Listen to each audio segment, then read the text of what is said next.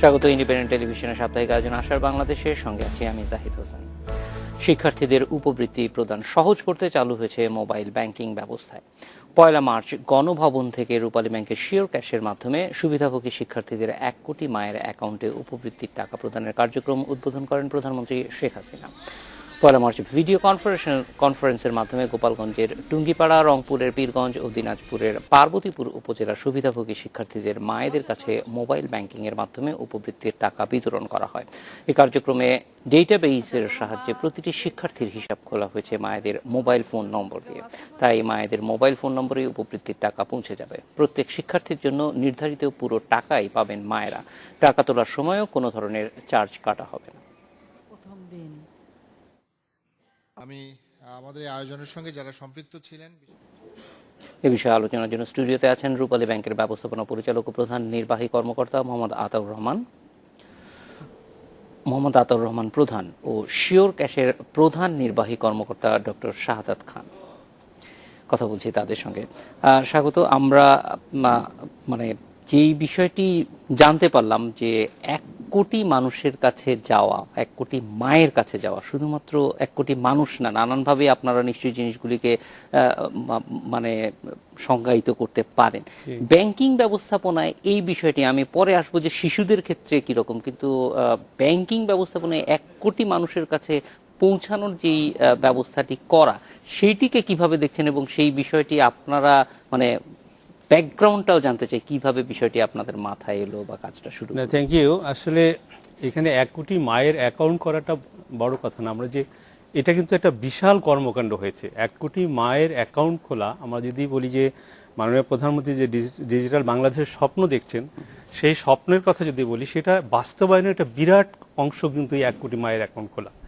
আপনারা জানেন যে প্রাইমারি স্কুলের স্টাইপেন্ড যেটা দেয়া হতো আগে, এই স্টাইপেন্ডগুলো বিভিন্ন স্তর ক্রস করে এই মায়েদের অ্যাকাউন্টে বা তাদের অভিভাবকদের অ্যাকাউন্টে যেত। অনেক সময় এটা 10 থেকে 15 দিন লাগতো। অনেক সময় এখানে মধ্যসত্ত্ব কিছু অংশ এখানটায় উপকার নিত বা সেইভাবে সুবিধা নিত। এখন যেটা হয়েছে যে আমরা রূপালী ব্যাংক শিওর ক্যাশ এই যে প্রোডাক্টটা চালু করেছি, তার ফলে হয়েছে যে 1 কোটি মায়ের অ্যাকাউন্ট খোলার ফলে এখন কিন্তু নিমিষেই মানে 2 মিনিটের মধ্যেই এই টাকাটা গিয়ে মায়েদের অ্যাকাউন্টে জমা হচ্ছে এবং মারা সুবিধা মতো এটাকে খরচ করতে পারছে।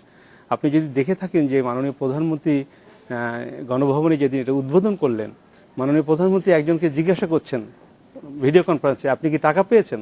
উনি বললেন যে হ্যাঁ মাননীয় প্রধানমন্ত্রী, আপনি যখনই এটা ক্লিক করেছেন আমার মোবাইলে একটা মেসেজ এসেছে, আমি টাকা পেয়েছি। তো 1 কোটি মায়ের অ্যাকাউন্ট কিন্তু এখানে যেমন আমরা করতে পেরেছি, এটা ব্যাংকিং সেক্টরে আমি শুধু বলবো না, যে কোনো ইয়ের মধ্যেই এটা সর্ববৃহৎ একটা ডিজিটালাইজেশন হয়েছে আমি মনে করি। এবং পাশাপাশি 1 কোটি মায়ের অ্যাকাউন্ট মানে 1 কোটি 30 লক্ষ ছাত্রছাত্রী কিন্তু এখানটা সম্পৃক্ত হয়ে যাচ্ছে। 1 কোটি 30 লক্ষ ছাত্রছাত্রী মানে তার পরিবার এখানে সম্পৃক্ত হচ্ছে। আমি যদি বলি একটা বড় ডেটাবেজের কথা বলি, তাহলে দেখা যাবে যে 3-3.5 কোটি মানুষ এর সাথে সম্পৃক্ত হচ্ছে। তার মানে কি এটা বিরাট একটা ডেটাবেজ তৈরি হচ্ছে এখানটায়। তো আমি মনে করি যে এটা যখন আমরা শুরু করি, আজকে রূপালী ব্যাংক মানে আমাদের শিওর ক্যাশের ডক্টর শাহাদাত এখানে আছেন, তখন অনেকে মনে করেছে যে এটা অসম্ভব, এটা করা সম্ভব নয়। অনেকে নিরুৎসাহিত করেছে আমাদের, কিন্তু আমরা ডিটারমাইন্ড ছিলাম যে না, আমরা এই প্রোডাক্টটা অ্যাটলিস্ট তাদের কাছে আমরা পৌঁছে দেওয়ার জন্য আমরা পদক্ষেপ যেটা নিয়েছি। ওনারা সহযোগিতা করেছেন এবং আমার মনে হয় যে নিরলস পরিশ্রম করার ফলে কিন্তু আজকে এই অ্যাচিভমেন্টটা এসছে। ডক্টর শাহাদাত, আপনার কাছে অবশ্যই এই পরিশ্রমের কথাটাই জানতে চাই যে 1 কোটি মানুষের কাছে পৌঁছানো এটি সত্যি একটা দীর্ঘ সময়ের প্রয়োজন হয়, কারণ এটা শুধুমাত্র একটি মেসেজ দিয়ে পৌঁছানো না, তার কাছ থেকে তথ্য সংগ্রহ করে নিচ্ছে এবং সেখানে তার কাছ থেকে নিরাপত্তা বৈশিষ্ট্যগুলো নিতে হচ্ছে। সবকিছু মিলিয়ে কিন্তু এটি একটা আমাদের কাছে মনে হয় যে খুব বিরাট বড় একটা কাজ। সেটি আপনারা কিভাবে করলেন এবং সেটা কতটা সময় লাগলো, এটা একটু যদি।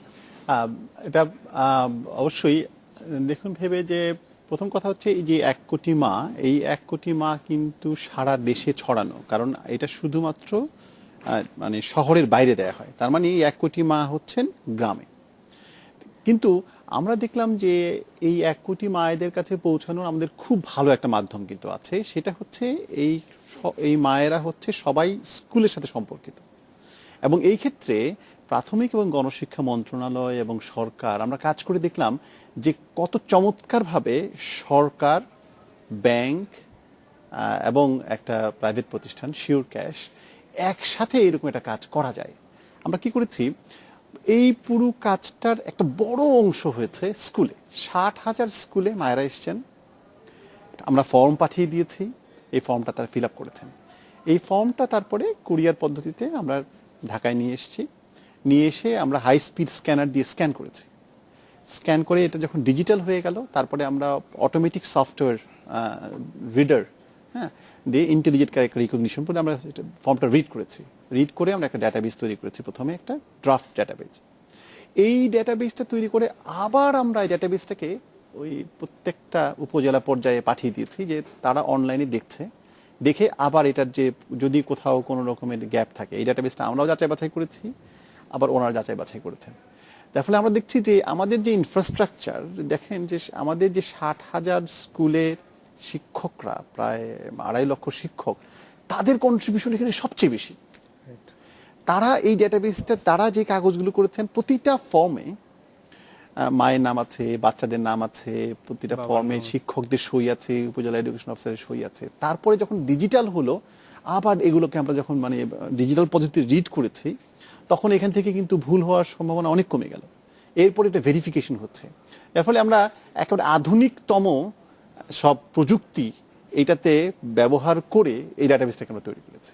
এবং সবচেয়ে আরো বড় বিষয় হচ্ছে যে এই ডেটাটা তো প্রতি বছর আপডেট হতে থাকবে, এবং একটা সময় আমরা কিন্তু দেখব যে এই প্রক্রিয়ার মধ্য দিয়ে প্রায় সব মানুষেরই একটা ফাইন্যান্সিয়াল ইনক্লুশনে চলে আসবে। হয়তো 10-15 বছরের মধ্যেই দেখা যাবে যে প্রত্যেকেরই একটা সংশ্লিষ্টতা এর মধ্যে চলে আসলো। ফলে এটা কিন্তু একটা অন্য বলা যায় যে অন্য একটা যুগের সূচনা করবে এই পুরো বিষয়টি। কারণ শেষ পর্যন্ত তারপরে আপনার এগুলি নিশ্চয়ই একটা সময় গিয়ে জাতীয় পরিচয়পত্রের সঙ্গে এবং অন্যান্য যে ডেটাবেস আছে সেগুলির সঙ্গে আদান প্রদান হবে তথ্যের, এবং এটা একটা বিরাট বড় দিগন্ত সূচনা শুরু হয়েছে। সে ব্যাপারে যেটা হচ্ছে যে আমরা প্রথম কথা হচ্ছে এইটা শুধুমাত্র কিন্তু ফিনান্সিয়াল নয়।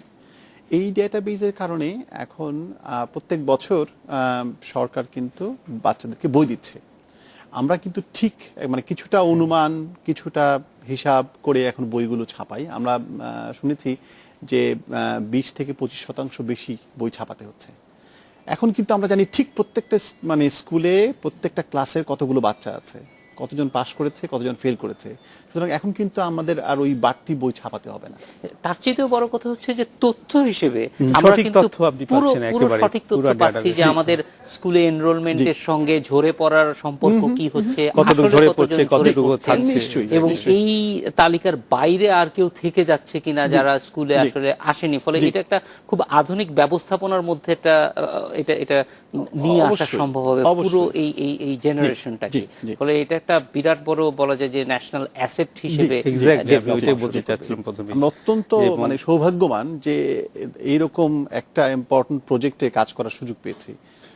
এটা শুধু ওইটাই না, দেখেন যে প্রতি বছরই কিন্তু মিনিমাম 20 লক্ষ মা কিন্তু হচ্ছে, এর মধ্যে ইনক্লুড হচ্ছে। তা আপনি 10 বছর ভাবেন, যারা অ্যাকাউন্ট করলো তারা তো করলোই, আর প্রতি বছরে যদি 20 লক্ষ নতুন করে অ্যাকাউন্ট হয়, তাহলে আপনি 10 বছরে চিন্তা করুন আরো কতগুলো অ্যাকাউন্ট এখান থেকে সম্পৃক্ত হচ্ছে, এবং এটা পুরো ডেটাবেস একটা তৈরি হচ্ছে এখানটায়। এবং যেটা আপনি বলছিলেন যে উনি যেটা বলছেন যে বই দেওয়ার ক্ষেত্রে আমরা অনুমান ভিত্তিক একটা করি, এই ডেটাটা থাকলে পরে তখন আপনার একটা অ্যাকুরেট একটা কাজ আপনি করতে পারছেন। তো এটা একটা বিরাট বিষয়। এবং একই সঙ্গে আরেকটা বড় প্রাপ্তি যেটা হবে সেটা হচ্ছে যে আপনি যেটা বলছিলেন যে এই মানুষগুলিকে আমরা জানি যে বাংলাদেশে এখনো ব্যাংকিং ব্যবস্থার বাইরে রয়ে গেছে একটা বিরাট বড় জনগোষ্ঠী, এবং সরকারও চাইছে যে তাদেরকে আমরা ব্যাংক ব্যবস্থার মধ্যে নিয়ে আসা। কারণ এটা তো শুধুমাত্র স্কুলের এই টাকা পাওয়ার মধ্যে সীমাবদ্ধ থাকবে না। এই বিষয়টা আমরা আরেকটু বিস্তারিত জানতে চাইবো যে এই যে এটা আসলে শুধুমাত্র একটা যেটা অনেক সময় থাকা যে স্টুডেন্ট চেকিং অ্যাকাউন্টের মতো না, এটা আসলে পুরোপুরি 8-10টা অ্যাকাউন্টের মতো একটা সম্পূর্ণ অ্যাকাউন্ট, সব ধরনের লেনদেনই এখানে করতে পারবে। এটা আমি বলবো আসলে যে একটা ব্যাংক অ্যাকাউন্টের চেয়েও বেশি। এই অর্থে একটা ব্যাংক অ্যাকাউন্টে আমরা যেমন টাকা জমা রাখতে পারি, তুলতে পারি, এরকম এইখানে কিন্তু এই অ্যাকাউন্ট থেকে উনি যে কোনো সময় পেমেন্ট করতে যে কোনো পেমেন্ট, যে কোনো তাহলে ধরনের আমি payment। বলবো অনেক সময় বলি যে একটা ব্যাংক অ্যাকাউন্ট, সেই সাথে যদি একটা ভিসা কার্ড, সেই সাথে যদি আপনি একটা পেপাল অ্যাকাউন্ট, এগুলো সব জোড়া লাগান, আজকে সেইটুকু ফিচার কিন্তু চলে গেছে একেবারে গাইবান্ধায় আমার মায়ের কাছে। মানে এইটার একটা ফোন থেকে আপনি সব ধরনের লেনদেন করতে পারছেন, টাকা পেতেও পারছেন, কাউকে দিতেও পারছেন, বিল দিতে পারছেন। আজকে আরবির বিল দিতে পারবেন, ঢাকা ওয়াসার বিল দেওয়া যাচ্ছে, আপনি ধরনের utility bill কলেজের দিতে পারছেন। পেমেন্ট করতে পারছেন, আপনি ধরেন আমরা আখ চাষিদের নিয়ে কাজ করেছি। বাংলাদেশের 15টা চিনি কল আছে, 15টা চিনি কলে এবার যারা আখ নিয়ে এসছে, চিনি কলগুলো আখ পেয়েছে এবং সমস্ত টাকাটা তারা দিয়েছে কিন্তু রূপালী ব্যাংক শিওর ক্যাশের মাধ্যমে। এবং এটি বড় একটা মানে সম্ভাবনার জায়গা যে শুধুমাত্র তারা তো মা না, তারা পরিবারের একটা সদস্য এবং খুবই গুরুত্বপূর্ণ সদস্য। অন্য অনেকগুলি বিষয়েও কিন্তু আমাদের দেখা যায় যে অনেক ক্ষেত্রে রেমিটেন্সের ক্ষেত্রে দেখা যায় যে ঠিক যার কাছে যাওয়া দরকার, যেটা আমরা বিভিন্ন সময় গুরুত্বপূর্ণ মনে করি, যে পরিবারের মায়ের কাছে টাকাটা অনেক বেশি নিরাপদ মনে করা হয় বিনিয়োগের ক্ষেত্রে। সে শিক্ষায় বিনিয়োগ করে, সে অনেক সৃজনশীল কাজে বিনিয়োগ করে, যেটা হয়তো অনেক ক্ষেত্রেই গবেষকরাও বলছেন যে বাবারা ততটুকু সৃজনশীল বা নিরাপদ বিনিয়োগ করেন না অনেক ক্ষেত্রে। সেইটার দিক থেকে আমার মনে হয় যে এই যে মায়েদের একটা ফিনান্সিয়াল ইনক্লুশনের মধ্যে নিয়ে আসা, সেটা আমাদেরকে আরো বড় একটা দিগন্ত উন্মোচন করে দেবে। ক্ষুদ্র ঋণ আমরা জানি যে সারা বাংলাদেশই অনেক আছে, ফলে টাকার ট্রানজেকশন কিন্তু মেয়েরাই অনেক বেশি করছে, কিন্তু সেটা আমাদের নথিপত্রে থাকছে না। সেই জায়গাটাও একটা বড় জায়গা। আমরা একটা বিরতি নিব, বিরতির পর ফিরে এসে এই সম্ভাবনার জায়গাগুলি এবং এটার আরেকটা বড় যেই দিকটা আছে সেটা হচ্ছে যে আমরা কেন্দ্রীয়ভাবে দেখতে পারবো যে বাচ্চারা ঠিকমতো স্কুলে যাচ্ছেন কিনা, তাদের কেউ ঝরে পড়ছে কিনা। এটা মানে সবকিছুর পরেও শেষ পর্যন্ত দেখা যাবে যে এইটা একটা বিরাট অর্জন হিসেবে আমাদের কাছে চলে আসবে। আমরা একটা বিরতির পর আপনাদের কাছে ফিরে আসবো। আশা বাংলাদেশের নিচে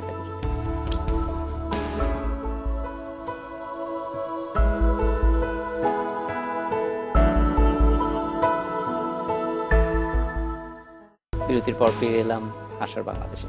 আমাদের রাজশাহী স্টুডিওতে আছেন লক্ষ্মীপুর বালিকা উচ্চ বিদ্যালয়ের সহকারী শিক্ষক মোহাম্মদ ফারুক হোসেন। কথা বলছি তার সঙ্গে।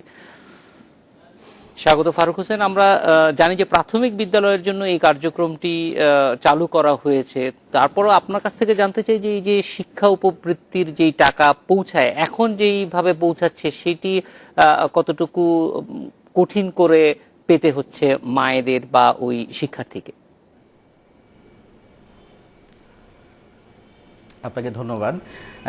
প্রথমে ধন্যবাদ জানাচ্ছি মাননীয় প্রধানমন্ত্রীকে এত সুন্দর একটা উপযোগী পদক্ষেপ গ্রহণ করার জন্য। এখন যে পদ্ধতিতে মাধ্যমিকের শিক্ষার্থীরা যে পদ্ধতিতে টাকা পাচ্ছে, সেখানে কিছু সমস্যা সৃষ্টি হয়। যেমন একজন শিক্ষার্থীকে একটা পূর্ণ দিন বা পূর্ণ সময় নষ্ট করে দূরবর্তী একটা স্থানে তাকে টাকা নিতে যেতে হয়, তারপরে তাকে ঘন্টার পর ঘন্টা লাইনে দাঁড়িয়ে থাকতে হয়, তারপরে এখানে যেমন সময় নষ্ট হয়, অপরদিকে কষ্ট হয় সারাদিনের একটা। অনেক সময় পরিবহনে একসঙ্গে সব ছেলে মেয়েদেরকে নিয়ে যাওয়া একটা স্কুলের পক্ষেও অনেক সময় কঠিন হয়ে যায়। তাছাড়া আমরা মেয়েদের ক্ষেত্রে যে বিষয়টা প্রায় সময় দেখে থাকি, সেটা হচ্ছে একজন শিক্ষার্থী যখন মেয়ে শিক্ষার্থী হয়, তখন তার সঙ্গে কিন্তু তার অভিভাবক, তার পিতা অথবা মাতাকে যেতে হয়। এখানে যে সমস্যাটা হয়, তার পরিবারের লোকজনও একটু সমস্যায় পড়ে, সময় নষ্ট হয়। তারপরে একজন দুইজন মানুষ দূরবর্তী স্থানে যখন যায়, তখন এর পেছনে কিন্তু পরিবহন থেকে শুরু করে খাবার দাবার মিলে একটা মোটা অংশ কিন্তু সেখান থেকে চলে যায়। ফলে একটু সমস্যা তো মানে হতোই আর কি, বা হচ্ছে। সেক্ষেত্রে এই ব্যবস্থাটা গ্রহণ করার ফলে সরাসরি একজন শিক্ষার্থী তার টাকাগুলো তার অভিভাবকের অর্থাৎ তার মায়ের মোবাইল অ্যাকাউন্টে যখন পেয়ে যাবে, তখন এই সমস্ত ঝামেলাগুলো কিন্তু হবে না, সময় বাঁচবে। তারপরে যে বাড়তি যে খরচগুলো হতো, সে খরচগুলো কিন্তু, খরচের হাত থেকে কিন্তু শিক্ষার্থীরা বা তাদের অভিভাবকরা কিন্তু বেঁচে যাবে। ফারুক হোসেন, এই টাকা পাওয়ার ক্ষেত্রে অন্য কোনো ধরনের প্রতিবন্ধকতার যে কথাগুলি শোনা যায়, সেগুলি কি আদৌ ছিল কিনা? আপনারা এরকম কোনো অভিযোগ পেয়েছেন কিনা যে বিভিন্ন সময় শিক্ষা উপবৃত্তির টাকা পাওয়া, যে যারা পাচ্ছেন উপকারভোগী, তারা এটা সহজভাবে নিতে পারছেন না, অথবা নানান ধরনের প্রতিবন্ধকতার মধ্য দিয়ে যেতে হয় তাদেরকে? জি জি জি অবশ্যই। আমি তো যেগুলো প্রতিবন্ধকতার কথা যেগুলো বলেছি সেগুলো হচ্ছে একেবারে ব্যক্তিগত প্রতিবন্ধকতা অথবা পারিবারিক প্রতিবন্ধকতা, বিভিন্ন পার হয়ে যেতে হতো। কিন্তু আমরা যে বিষয়গুলো শুনেছি আর কি, আমরা পত্রপত্রিকাও দেখেছি বা বিভিন্ন অভিযোগও যেগুলো এসছে সেগুলো হচ্ছে একজন শিক্ষার্থী যখন টাকা নিতে যেতেন সেখান থেকে কোনো একটা অংশ, হয়তো এটা সব প্রতিষ্ঠানের কথা বলছি না, কিছু কিছু প্রতিষ্ঠানের বিরুদ্ধে হয়তো অভিযোগ এসছে বা অভিযোগগুলো হয়তো অনেক সত্যতাও ছিল, কি সেখান থেকে একটা অংশ কেউ বা কারা মানে যুক্ত ব্যক্তিবর্গরা এখান থেকে একটা অংশ কেটে নিতেন। ফলে যাদের এই উপকারটা পাওয়ার কথা একজন শিক্ষার্থীর, সে পূর্ণ টাকা কিন্তু পেত না, সে কিছু অংশ সেখান থেকে কিন্তু মানে চলে যেত। ফলে এখন যেটা হবে সেটা হবে এই টাকাগুলো মার যাওয়ার সম্ভাবনা বা সেখান থেকে কেটে নেওয়ার সম্ভাবনাটুকুও কিন্তু থাকবে না। ফলে যাদের উপকার ভোগ করার কথা তারা কিন্তু প্রকৃতভাবে এবং কোনো ঝামেলা ছাড়াই সেই উপকারগুলো ভোগ করতে পারবে। ফারুক হোসেন, শেষ একটা জিনিস জানতে চাই যে এই অ্যাকাউন্টটা মায়ের নামে খোলা হচ্ছে, এই বিষয়টিকে আপনি শিক্ষক হিসেবে কিভাবে দেখছেন? মায়েরা এটা মায়েদের কাছে যাওয়ার কারণে কি ধরনের প্রভাব পড়তে পারে মনে করেন? আমি জি জি এই প্রকল্পের নাম দেওয়া হয়েছে মায়ের হাসি। এটা আসলে খুব সুন্দর। আমি ব্যক্তিগতভাবে মনে করি কি একজন বাবা হয়তো সংসারের অনেক কাজে হয়তো ব্যস্ত থাকেন, এক্ষেত্রে ছেলে মেয়েদের পড়াশোনা করানোর জন্য যে মানুষটি সবচেয়ে বেশি পরিশ্রম করেন প্রত্যেকটা পরিবারে, এটা আমার ব্যক্তিগত ধারণা, সেটা হচ্ছে একজন মা। মায়ের কাছে যদি এই অর্থটা আসে তাহলে আমার মনে হয় কি বাবার চাইতে মাই এই অর্থটা সবচেয়ে সদ্ব্যবহার মানে করতে পারবেন বলে আমি ব্যক্তিগতভাবে এটা মনে করি। এই জন্য মায়ের কাছে বা মায়ের অ্যাকাউন্টে দেওয়াটা এটা যুক্তিযুক্ত হয়েছে আর কি। ফারুক হোসেন, অনেক ধন্যবাদ আমাদের সঙ্গে যোগ দেওয়ার জন্য। রাজশাহী থেকে যোগ দিয়েছিলেন ফারুক হোসেন। চলে যাচ্ছি আলোচনায়। আতাউর রহমান, এই যে রাজশাহী থেকেও যেটি শুনছিলাম একটা বাড়তি বিষয়, আমরা নানান সময় এই অভিযোগটা শুনি যে এটা স্কুল শিক্ষকদের এবং শিক্ষার্থী সবার কাছ থেকে, যে তাদের যে স্কুল শিক্ষকরা অনেক সময় তাদের বেতন পাওয়ার ক্ষেত্রে বা ট্রান্সফার সেই নানান কিছু শিক্ষা ভবনে গেলেই অনেক অভিযোগ পাওয়া যায় এবং সাংবাদিক পরিচয়ে গেলে বেশি অভিযোগগুলি আমাদের কাছে আসে। শিক্ষার্থীদের দিক থেকেও আমরা এই অভিযোগটা পেয়েছি বিভিন্ন সময়ে। তো সেইগুলি একটা বলা যায় যে বিরাট বাড়তি উপকার দেবে, যে একদম হ্যাসেল ফ্রি হয়ে যাবে জিনিসগুলি। এই ক্ষেত্রে আমরা একটু জানতে চাই যে সরকারের সঙ্গে কাজ করা অনেক ক্ষেত্রেই কিন্তু দেখা যায় যে খুব আমাদের অভিজ্ঞতাটা নানান রকম মিশ্র। আপনাদের অভিজ্ঞতাটাও জানতে চাই যে এত বড় একটি কাজের ক্ষেত্রে সরকার, মন্ত্রণালয়, কারণ এটি শুধুমাত্র তো বিদ্যালয়গুলির সঙ্গে নয়, মন্ত্রণালয়ের সঙ্গে বসতে হয়েছে, শিক্ষা মন্ত্রণালয়, অর্থ মন্ত্রণালয়, নানানগুলি গভর্নমেন্ট এজেন্সি নিশ্চয়ই এখানে সম্পৃক্ত ছিল। হ্যাঁ, থ্যাংক ইউ। আসলে এই কথা ঠিক যে ওই শিক্ষক মহোদয় যেটা বললেন যে নানান ধরনের আগে বিড়ম্বনা ছিল বলা যেতে পারে, যে টাকাটা সঠিক সময় সঠিকভাবে সঠিক ব্যক্তির কাছে হয়তো পৌঁছায় সঠিক পরিমাণে হয়তো পৌঁছাতো না। তো এখন যে বিষয়টা এখন দাঁড়িয়েছে, আপনি যে প্রশ্নটা করেছেন, যে কথাটা বলছেন যে সরকারের সহযোগিতা, এখানে সরকারের মানে আন্তরিক সহযোগিতা না থাকলে কিন্তু এত বড় একটা কর্মযজ্ঞ এত স্বল্প সময়ে করা সম্ভব ছিল না। আমরা যেটা দেখেছি কাজ করতে গিয়ে, এটা সাহাদুর সাহেব নিজেও এগ্রি করবেন, যে এক্ষেত্রে সরকারের মানে যে ধরনের আন্তরিকতা আমরা দেখেছি, মানে সরকারি পর্যায়ে বিশেষ করে শিক্ষা মন্ত্রণালয়ের, আমি আরও বলবো, যদি বলছি যিনি এই দায়িত্বে আছেন, দায়িত্বপ্রাপ্ত মন্ত্রী মহোদয়, তিনি সহ যারা এই প্রকল্পের সাথে জড়িত তারা সাংঘাতিকভাবে কোঅপারেটিভ ছিল এবং তাদের সর্বোচ্চ সহযোগিতা ছিল। এই জন্য কিন্তু স্বল্প সময়ের মধ্যে 1 কোটি মায়ের অ্যাকাউন্টকে আমরা করতে পেরেছি এবং এটা বাস্তবায়ন করতে পেরেছি। কাজে আমি বলবো যে হ্যাঁ, আগের যে অন্তরায়গুলো ছিল সেগুলো কাটিয়ে ওঠার লক্ষ্যে, এবং আবারও বলি, ডিজিটালাইজেশনের জন্য সরকারের যে প্রায়োরিটি, সেই প্রায়োরিটিটাকে তারা অনেক বেশিভাবে গুরুত্ব দিয়েছেন এবং সেই অনুযায়ী আমাদেরকে যে সহযোগিতাগুলো দিয়েছেন, তাদের সহযোগিতা ছাড়া কিন্তু এটা করা যেত না, কোনোভাবেই সম্ভব ছিল না। কারণ প্রোডাক্ট ইয়েটাও তো তাদেরই, আমরা তো প্রোডাক্টটা নিয়ে এসেছি, কিন্তু এটা বাস্তবায়নের জন্য তাদের যে আন্তরিকতা, এটা যদি ওনারা দেখাতে না পারতেন বা আন্তরিক না হতেন, তাহলে এটা এত অল্প সময় করা যেত না। আমি একটু অ্যাড করতে চাই। আসলে এই প্রজেক্টে আমাদের যেই সময়টা চলছে, আমরা খুব লাকি যে ডিজিটাল বাংলাদেশের যেই স্লোগানের আওতায় আমরা কাজ করছি, যেই ভিশন নিয়ে আমরা কাজ করছি, এই সময়ে আমরা একটা প্রাইভেট অর্গানাইজেশন, কিন্তু আমাদের এই প্রজেক্টে কাজ করার যে অভিজ্ঞতা, এইটা আসলে আমরা আগে শুনিও নি, দেখিও নি। আমি আপনাকে কিছু নমুনা দিই। ধরেন সরকারের সচিব কিছু না বলে পরের দিন সকালে রূপালী ব্যাংকে বললাম, আমি রূপালী ব্যাংকে চলে আসছি, ওখানে আমরা মিটিং করব। উনি শুক্রবার 12টায় আমাকে সচিব মহোদয় ফোন করে বলছেন যে কাজ কত দূরে গেল। 21শে ফেব্রুয়ারি সরকারের জয়েন্ট সেক্রেটারি আমাদের অফিসে 4 ঘন্টা আমাদের টিমের সাথে কাজ করেছেন। আসলে রূপালী ব্যাংকের কথা বলি, ওনারাও ছুটির দিনে কিরকম কাজ করেন। রূপালী ব্যাংকের একজন ডিজিএম আমাকে ফোন করে বলছেন, দায়িত্বপ্রাপ্ত ডিজিএম আমাকে ফোন করে বলতেছেন যে আমরা তো ওই প্রাইভেট অর্গানাইজেশন যে বেশি প্রাইভেট, আমি ফিল্ডে এসেছি, আপনার লোক কোথায় এখানে। এইরকম রাত 10টার পরে এসে আমাদের সাথে কাজ করছেন সরকারের মানুষ। আসলে এইরকম একটা কাজ করতে গেলে আমরা যেই তালে সরকারের সাথে কাজ করেছি, এইখানে কে সরকার, কে ব্যাংক আর কে প্রাইভেট অর্গানাইজেশন, আসলে আমরা টের পাইনি। টোটাল টিমটা কাজ করেছে। সবাই এইরকম একটা কমিটমেন্ট, এরকম একটা বিলিফ, কারণ এটা আমাদের একটা স্বপ্নের জায়গা যে আমরা বড় একটা জিনিস করতে যাচ্ছি, এবং এই কর্ম যজ্ঞ যেটা চলছে এবং যে টিম ওয়ার্ক আমরা দেখছি, আসলে এক অন্যরকম বাংলাদেশ। অবশ্যই আপনার এই অভিজ্ঞতাগুলি আরো বিস্তারিত জানতে চাইব, এই জন্য যে বাংলাদেশে কিন্তু এরকম অনেকগুলি সেক্টর আছে যেগুলিতে ডিজিটাইজেশনের কথা বলা হচ্ছে অনেক দিন, কিন্তু ঠিক কোনো একটা কারণে হচ্ছে না। যদি একদম বলি যে ভূমির ক্ষেত্রে ডিজিটাইজেশনের অনেক প্রক্রিয়া চলছে, তবে একদম হতাশা হওয়ার মতো কিছু না, অনেক জটিল সেটা হয়তো এর চাইতে। গাড়ি নিয়ে ডিজিটাইজেশনের কথা বলা হচ্ছে যে ড্রাইভার থেকে শুরু করে সবকিছু এগুলি আমরা আনতে পারি কিনা। তো আপনাদের এই যে এত বড় কাজ, 1 কোটি মানুষকে, সেখানে ড্রাইভারের সংখ্যা বাংলাদেশে বৈধ 17 লক্ষ, সেটাকে আমরা কিন্তু এখনো একটা ডিজিটাল প্ল্যাটফর্মে আনতে পারছি না। ভূমির ব্যাপারটাও এরকম বিষয়। তো ওই অভিজ্ঞতাগুলি আমরা জানতে চাইব একটা বিরতির পরে, যে আসলে অন্য ক্ষেত্রেও আমরা এটা একটা উদাহরণ হিসেবে নিতে পারি, এবং এটা আসলে এত অল্প সময়ে যে করা যায় সেটা প্রত্যেকের জন্য একটা বড় ইন্সপিরেশন হতে পারে। আমরা একটা বিরতির পর আপনাদের কাছে ফিরে আসি। আশা বাংলাদেশে নিচে আরো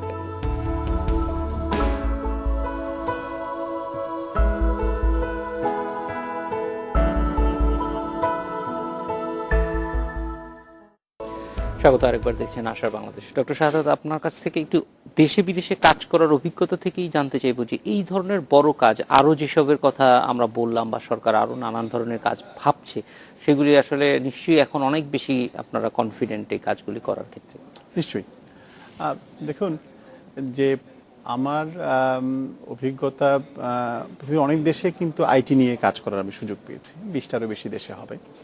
আমরা দেখলাম যে একসময় বাংলাদেশে আমি চলে এসে সফটওয়্যার বানাতাম। আমাদের মেড ইন বাংলাদেশ প্রোডাক্ট আমি দেখলাম জাপানে ব্যবহার করছি, আমরা থাইল্যান্ডে পাঠাচ্ছি, আমরা আমেরিকাতে পাঠাচ্ছি, পোল্যান্ডে পাঠাচ্ছি।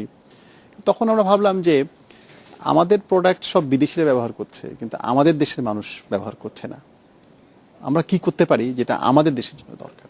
তখনই যদি আমরা ফিরে তাকাই যে আমাদের এখন মোবাইল ফোনের একটা নেটওয়ার্ক আছে, এবং at the same time মাত্র 30% মানুষের ব্যাংক অ্যাকাউন্ট আছে, বাকি 70% নেই।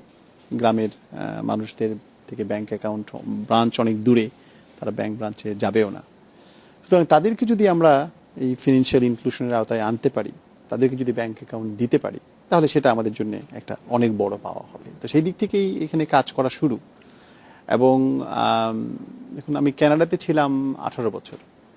কানাডার সরকার যদি চাইতেও আমাকে কিন্তু 10 মিলিয়ন মাদার নিয়ে কোনো একটা প্রজেক্ট ওখানে তৈরি করা সম্ভব না। পৃথিবীর মানে অর্ধেকেরও বেশি দেশে 1 কোটি মানুষ নেই, আমাদের দেশে আছে। সুতরাং এত বড় একটা কাজ করার সুযোগ কিন্তু আসলে বাংলাদেশেই সম্ভব, এবং বাংলাদেশেই আবার আমরা আমাদের এই তরুণ প্রজন্মকে নিয়ে, আমাদের তরুণীদেরকে নিয়ে বাংলাদেশে এই সফটওয়্যারটা তৈরি করেছি আমরা বাংলাদেশের মানুষের জন্যে। Made in Bangladesh, made for Bangladesh, তাতে করে আমরা এটাকে মেড বাই বাংলাদেশ। জি জি, আব্দুর রহমান সাহেব, আপনার কাছ থেকে একটু জানতে চাই যে আসলে এই প্রোডাক্টটা তো অবশ্যই অনেকগুলি প্রোডাক্টের একটা, এবং এটা নিশ্চয়ই আরো বেশি নানানভাবে ব্যবহার হবে। সব মিলিয়ে একটু আপনাদের চিন্তাটা, যে ডিজিটাল প্ল্যাটফর্মে ব্যাংকিং সেবাটা কোন পর্যায়ে নিয়ে যেতে চান আপনারা? Thank you. আসলে আমি যেটা প্রথমে একবার বলতে চেয়েছিলাম সেটা হলো যে স্টেট ওন ব্যাংকগুলোর মধ্যে রূপালী ব্যাংক সবচেয়ে ছোট ব্যাংক, মাত্র 562টা ব্রাঞ্চ আমাদের। তো 562টা ব্রাঞ্চ নিয়ে আমরা কাজ করছি।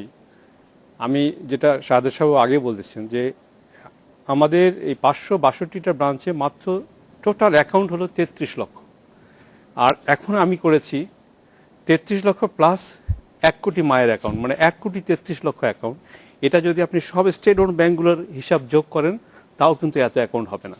তার মানে আমি বলতে চাচ্ছি যে এটা যে রূপালী ব্যাংক যে পদক্ষেপটা এখন নিয়েছে এবং এই যে মায়েদের অ্যাকাউন্টের সাথে 1 কোটি 33 লক্ষ অ্যাকাউন্ট করা, মানে আমি সবগুলো ব্যাংকেই কিন্তু ছড়িয়ে গেছি, এখন ক্রস করে গেছি অ্যাকাউন্টের সংখ্যার দিক থেকে। আমরা সেকেন্ড যেটা চিন্তা করছি যে অলরেডি আমরা যেটা করেছি সেটা হলো যে সুগার কর্পোরেশনের যে অ্যাকাউন্টগুলো, আখ চাষিদের যে টাকাটা লোনটা দেয়া হতো আগে, এটাও কিন্তু নানা অন্তরায় থেকে তাদের কাছে গিয়ে পৌঁছতো, অনেক সময় সঠিকভাবে সঠিক সময়ে পৌঁছতো না। আমরা প্রায় 1 লক্ষ অ্যাকাউন্ট কিন্তু এইভাবে করেছি এবং এই সবগুলো মোবাইল ব্যাংকিং এই বিশেষ করে শিওর ক্যাশের, রূপালী ব্যাংক শিওর ক্যাশ এই প্রোডাক্ট দিয়েই কিন্তু এই অ্যাকাউন্টের টাকাগুলো আমরা পৌঁছতে সক্ষম হয়েছি। এটাও কিন্তু আমাদের একটা অ্যাচিভমেন্ট, মানে আরও 1 লক্ষ অ্যাকাউন্ট কিন্তু আমরা এখানটায় আনতে পেরেছি। আর অ্যাকাউন্টগুলো আনা মানে শুধু এই টাকাটাই যে সেখানে যাচ্ছে, নট দ্যাট, এই অ্যাকাউন্টটা কিন্তু মাল্টিপারপাস ইউজ হচ্ছে। এই অ্যাকাউন্টে আবার অন্য ব্যাংক থেকেও টাকা এসে এখানে যোগ হতে পারে, কোনো সমস্যা নাই। এখন আমরা যেটা ভাবছি যে রিসেন্টলি আমরা সমাজ কল্যাণ মন্ত্রণালয়ের সঙ্গে কথা বলেছি, এদের অনেকগুলো টাকা যায়, যেমন সেফটি নেট, সোশ্যাল সেফটি নেটের এই অ্যাকাউন্টগুলো করার জন্য আমরা উদ্যোগ নিয়েছি এবং অলরেডি সরকারের সাথে কথা হয়েছে।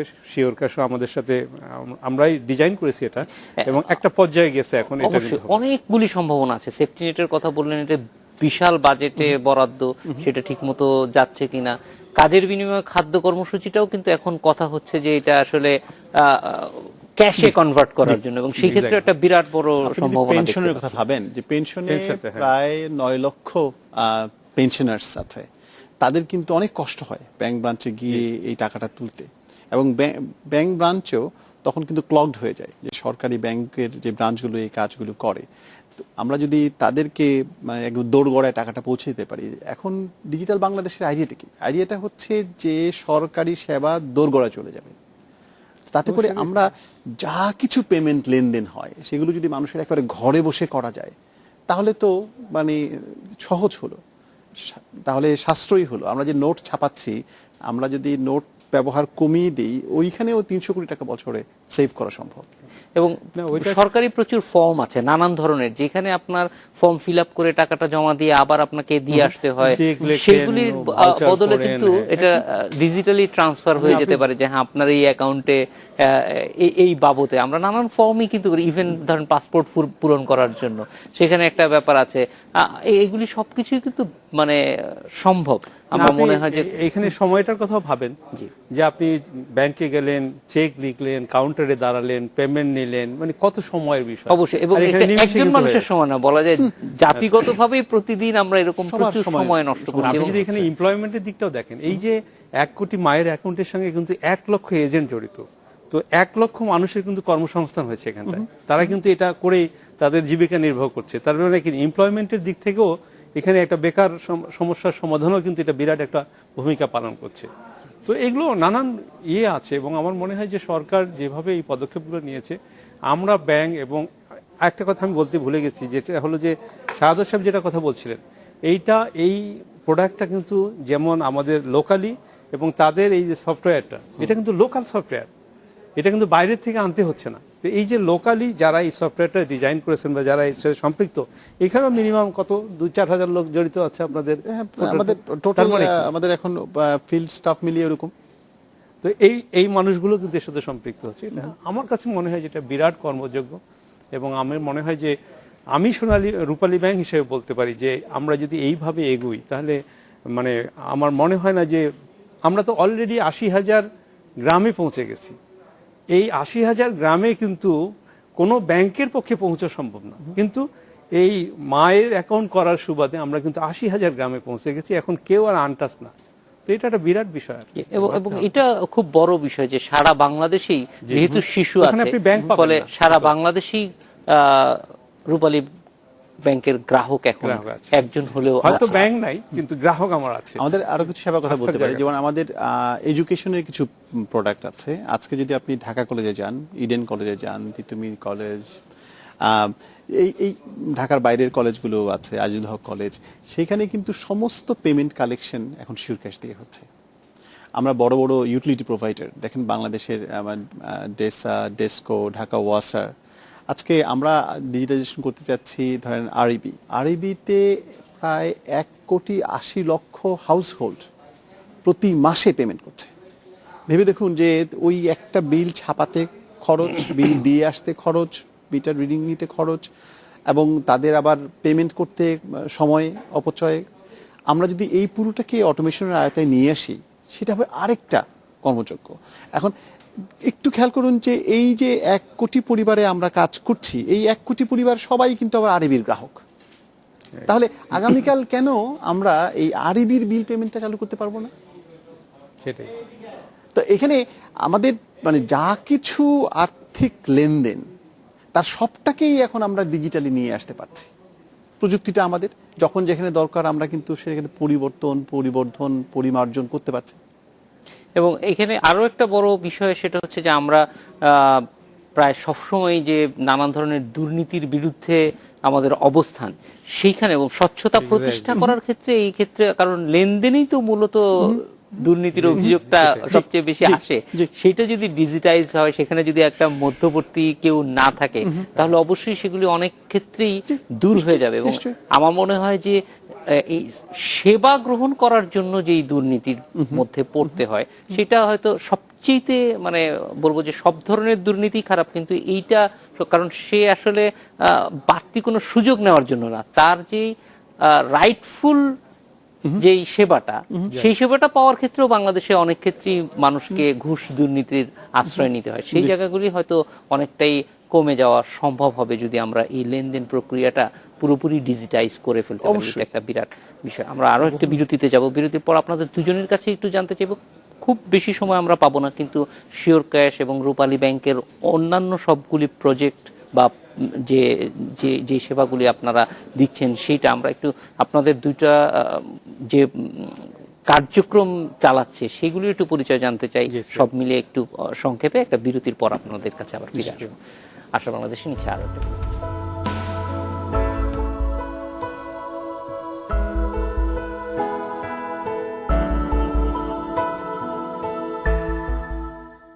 স্বাগত আরেকবার, দেখছেন আশা বাংলাদেশ। ডক্টর সাহাদাত, আপনার কাছ থেকে একটু জানতে চাই যে শিওর ক্যাশ কিভাবে কাজ করছে, রূপালী ব্যাংকের সঙ্গে কিভাবে কাজ করছে, সবটা মিলিয়ে, এবং আর কি কি প্রোডাক্ট আপনারা নিশ্চয়ই। শিওর ক্যাশ একটা মোবাইল পেমেন্ট নেটওয়ার্ক। আমরা যেটা বলছি, এটা একটা মানে পরিপূর্ণ এবং সার্বজনীন মোবাইল ব্যাংকিং নেটওয়ার্ক। এটা যদি কয়েকটা ফিচার দেখেন আপনি, 1 নম্বর হচ্ছে এটাতে সব ধরনের লেনদেন করা যায়, সেটা বিল দেয়া হোক, টাকা পাঠানো হোক, টাকা ডিসবার্সমেন্ট হোক, সব ধরনের। দ্বিতীয় হচ্ছে যে এটা একটা ওপেন পেমেন্ট নেটওয়ার্ক। এইখানে এখন 5টা ব্যাংক কাজ করছে, এইখানে আরও অনেকগুলো শিক্ষা প্রতিষ্ঠান বা ইউটিলিটি প্রোভাইডার্স, যে কেউ শিওর ক্যাশে পার্ট হতে পারে, ভিসা নেটওয়ার্কের মতো। এটা একটা 3 নম্বর হচ্ছে যে এটার ব্যবহার করা খুব সহজ। আমরা we work very hard to make it simple, যে সাধারণ মানুষ, এই যে মায়েরা ব্যবহার করছেন, তাদের জন্য যদি খুব সহজ হয়, এটা আমরা চেষ্টা করি। এবং 4 নম্বর আগেই বলেছি যে এই সফটওয়্যারটি সম্পূর্ণভাবে বাংলাদেশে। এটার ডিভাইসের ক্ষেত্রে কি কোনো ব্যাপার আছে যে স্পেশালাইজড কোনো ডিভাইস? যে কোনো ডিভাইস আমাদের একেবারে 1,1200 টাকার ফোনেও এটা কাজ করে, আবার স্মার্টফোনেও কাজ করে। স্মার্টফোনের জন্য আমাদের খুব মানে ইজি একটা অ্যাপ আছে, যেখানে আপনি টাচ করবেন, এবং আমরা বলি যে অনেক সময় যে ডেমনস্ট্রেশনের সময় যদি 3 সেকেন্ডের বেশি লাগে, ইউ আর স্লো, কারণ আমাদের অ্যাপে ঠিক ওরকমভাবেই এটা করে ফেলা সম্ভব। আবার সাধারণ মানুষের যে একেবারে 1,000 টাকার ফোন, সেই ফোনেও কিন্তু সমস্ত লেনদেন করে ফেলা যায়, ডিভাইসের কোনো রকমের বাধ্যবাধকতা নেই।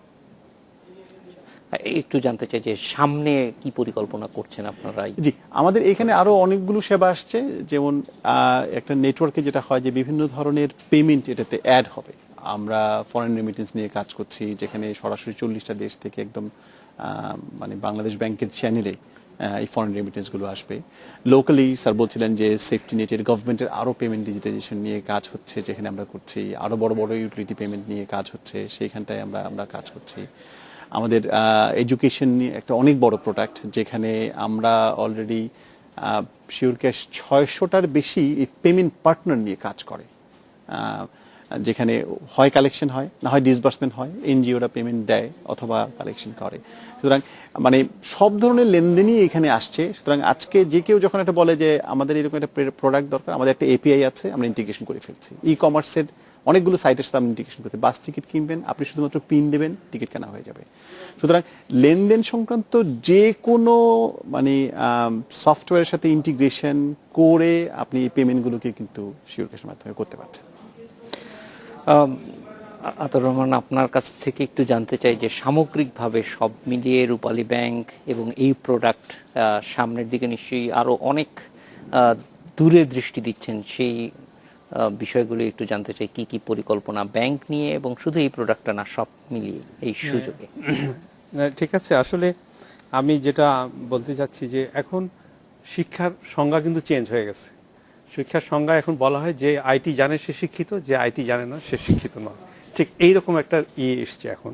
তো আমরা রূপালী ব্যাংক যেটা পদক্ষেপ নিয়েছি এখন, যে আমাদের স্টেট ওন ব্যাংকগুলো সবগুলোর কিছু কিছু তো ডেফিনেটলি আমাদের প্রতিবন্ধকতা আছে, সেগুলোকে অতিক্রম করে আমার রূপালী ব্যাংক ইনশাল্লাহ আমি মনে করি যে আগামী মার্চের 15 তারিখের মধ্যে 100% ডিজিটালাইজড হয়ে যাবে। মানে 100% অনলাইন ব্যাংকিং থেকে শুরু করে সব ধরনের কর্মকাণ্ড আমরা সবগুলি শাখায় আপনার অনলাইনের মাধ্যমে চলে 562টা ব্রাঞ্চ, এবং 562টা ব্রাঞ্চই এখন 544টা হয়েছে গত সপ্তাহে। এবং আমি মনে করি যে আগামী 15 মার্চের মধ্যে আমার 100% ব্যাংক এটার আওতায় আসবে।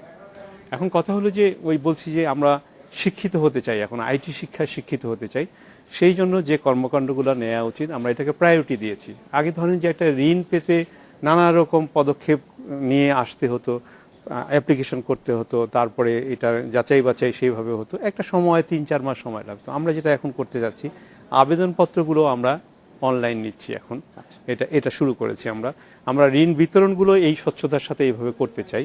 আমরা যখন প্রায়োরিটি দিয়েছি এখন এসএমই ঋণকে, আর এসএমই ঋণটাকে দিতে গিয়ে আমরা প্রায়োরিটি দিয়েছি গ্রামকে। বিশেষ করে রূপালী ব্যাংক এখন শহর কেন্দ্রিক ঋণ না দিয়ে এখন গ্রামের দিকেই যাচ্ছি আমরা বেশি। এটা এই বছরে আমাদের স্লোগানই হলো এটা। তো আমরা এই ঋণগুলোকেও আমরা এই ঠিক ডিজিটালাইজেশনের আওতায় নিয়ে আসব, এবং একজন কৃষক, একজন এসএমই ক্ষুদ্র উদ্যোক্তা ওখান থেকে অ্যাপ্লাই করলে যাতে দিন 10 মধ্যে উইদিন 10 ডেজ হেড অফিস থেকে একটা ঋণ স্যাংশন দেওয়া যায়, সেই প্রক্রিয়ার মধ্যে কিন্তু আমরা সবগুলোকে এনেছি, এবং এটা সব সম্ভব হচ্ছে আইটির মধ্যে আনানোর ফলেই। তো আমাদের এই পদক্ষেপগুলো, এবং পাশাপাশি সাদর সাহেব যেটা বললেন যে সরকারের নানান কর্মকাণ্ড আছে এখন, এই কর্মকাণ্ডগুলো যেমন আমরা এই 1 কোটি অ্যাকাউন্ট করেছি, এখন আমি বলছি যে সমাজ কল্যাণের অনেকগুলো কর্মকাণ্ড, এগুলো আমরা অবশ্যই মনে করি যে এইগুলির মাধ্যমে সেবা মানুষের কাছে পৌঁছে দেওয়া আরো সহজ হবে, এবং ব্যাংকও সামনের দিকে এগিয়ে যেতে পারবে। ডক্টর শাহাদাত এবং আতর রহমান প্রধান, আপনাদের দুজনকে অনেক ধন্যবাদ আমাদের সঙ্গে দেওয়ার জন্য। এই ছিল আজকের আশার বাংলাদেশে। আবার দেখা হবে আগামী সপ্তাহে। শুভরাত্রি।